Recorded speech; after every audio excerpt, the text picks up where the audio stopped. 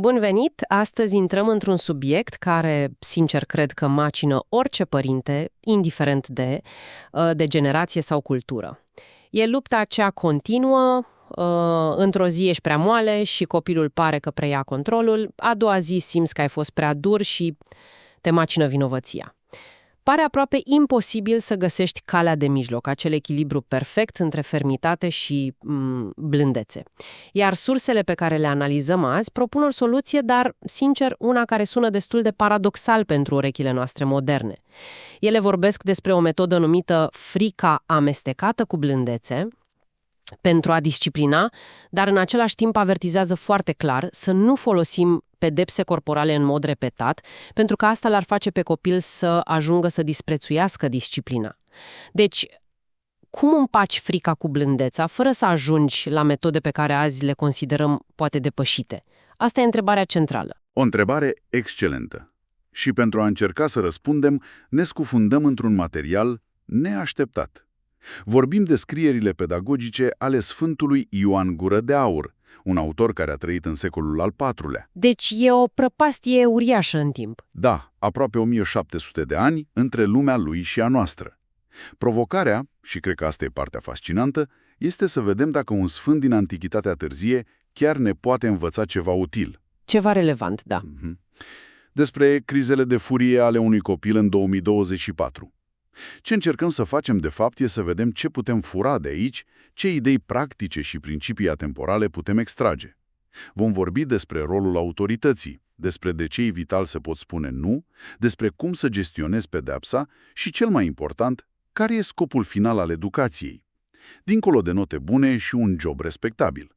Hai să vedem dacă reușim să găsim niște comoare ascunse în textele astea. Perfect. Ca să înțelegem sfaturile, cred că trebuie să înțelegem mai întâi lumea căreia îi se adresa.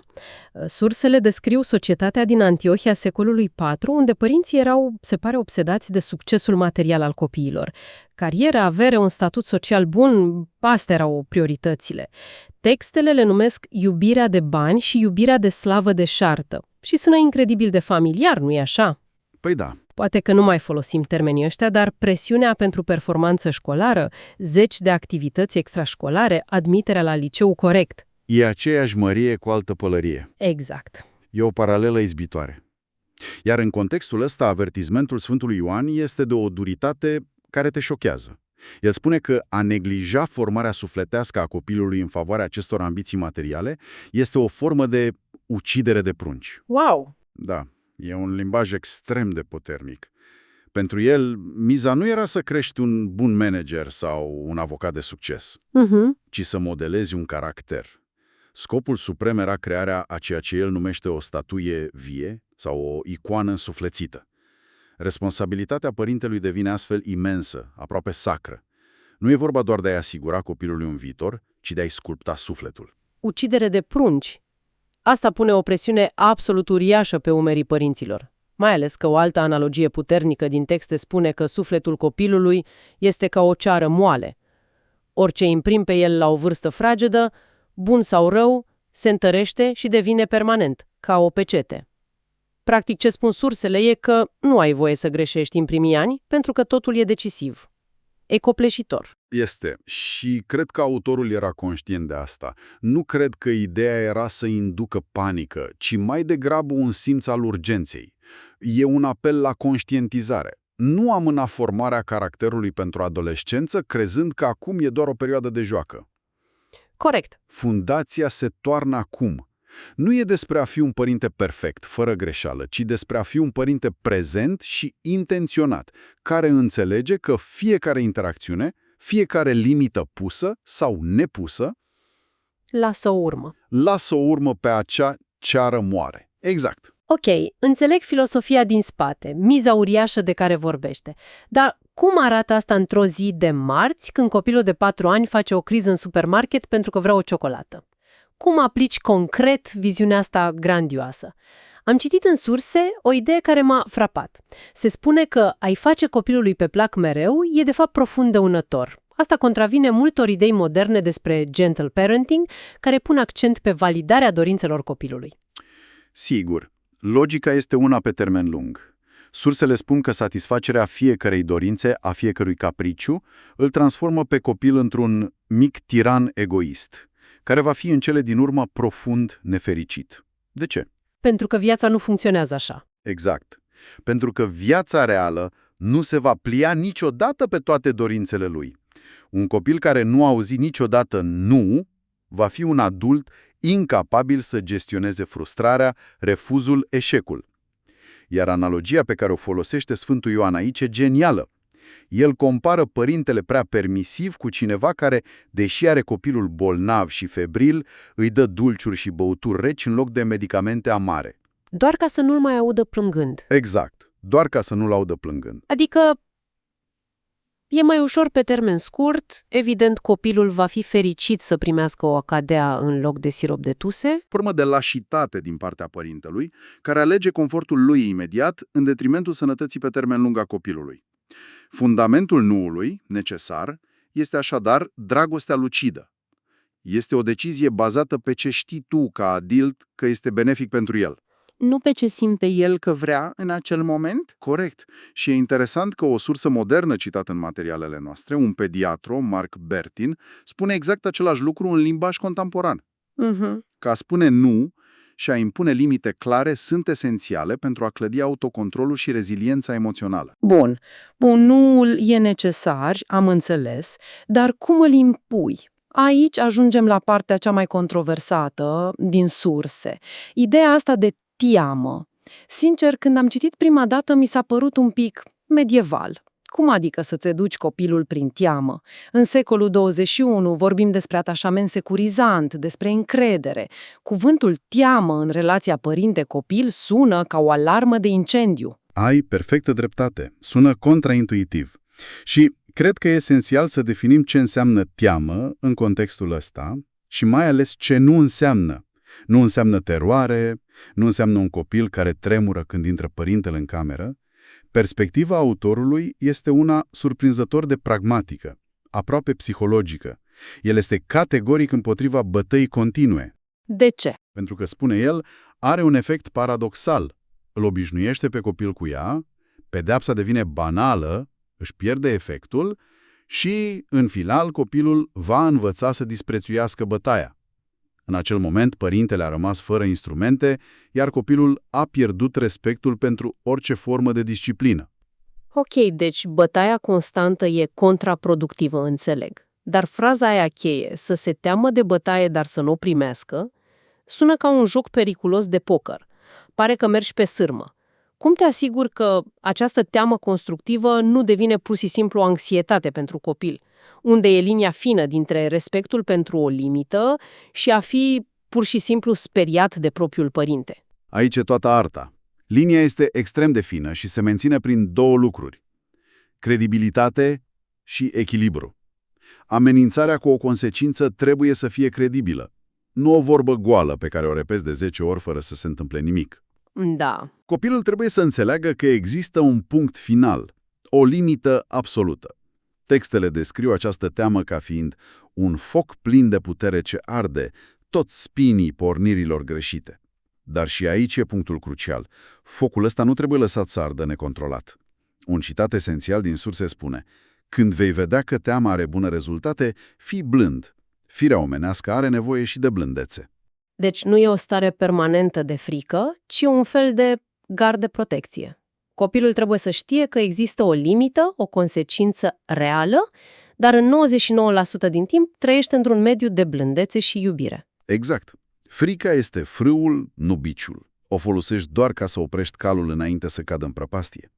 Sursele chiar propun o ierarhie a intervenției, o escaladare graduală. Nu sar direct la amenințare. Cum așa? Păi, începi cu o privire severă. Dacă nu e de ajuns, treci la cuvinte aspre, la o mustrare fermă. Abia apoi, ca ultim resort, vine amenințarea credibilă cu o consecință. Dar tot acest proces trebuie să fie scufundat în dragoste.